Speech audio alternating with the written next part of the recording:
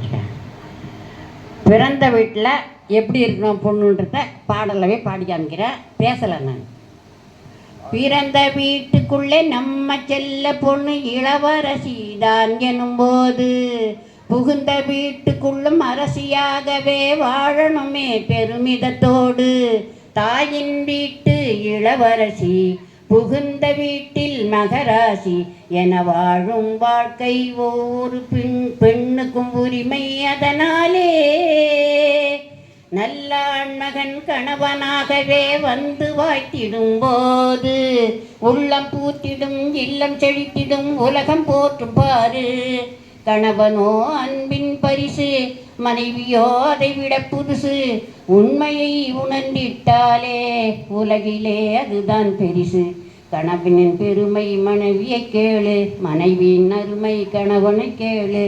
அன்போடு வாழும் வாழ்க்கை அம்மனின் அருள் அல்லவோ.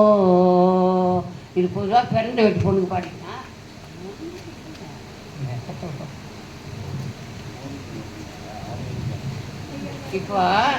இப்போ தச்சமே நடக்கிறது எப்படின்னா, மருமக கிடைப்பாளான்னு நினைக்கிறாங்க ஒவ்வொரு மாமியாரும், வீட்டுக்குள்ளே இருக்கிறவங்களாம் தாய், பிள்ளையின் தாயும் தந்தையும்.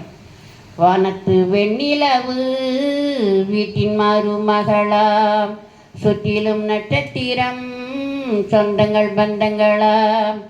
எத்தனை எத்தனை உறவு இருக்கு, சிறகை விரிக்கும் மனசு இருக்கு. அன்பான வீடுகள் கோயில் அல்லவா, அழகான விழிகளால் தீபம் ஏற்றவா. சொந்த பந்தம் ஆனந்தம், சொந்த பந்தம் ஆனந்தம். அந்தமாரி மாமியார் வீட்டில் இப்போ கூப்பிட்றாங்க. அந்த பொண்ணுக்கு தாய் இந்த பொண்ணு என்ன நினைக்கிறாங்க, நாங்கள் கொடுக்குற பொண்ணு கொடுக்கும்போது நீங்கள் மாமியார் வீட்டில் எப்படி இருக்கணுன்றத அவங்க வளர்க்குறாங்க. அன்னை தந்தை போல வேணும் அத்தை மாமா, எங்கள் பெண்ணுக்கு அன்னை தந்தை போல வேணும் அத்தை மாமா. அன்பால் அந்நியாள வேணும் நாத்தனாரும் தான், அவளை அன்பால் அந்நியாள வேணும் நாத்தனாரும் தான். தோள் மீது எங்கள் பெண்ணை தாங்கும் ஸ்ரீராமனாய், தோள் மீது பெண்ணை தாங்கும் ஸ்ரீராமனாய்.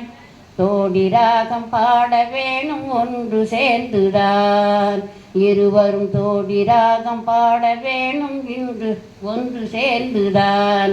சொந்த பந்தம் ஆனந்தம், சொந்த பந்தம் ஆனந்தம். வானத்து வெண்ணிலவு வீட்டின் மருமக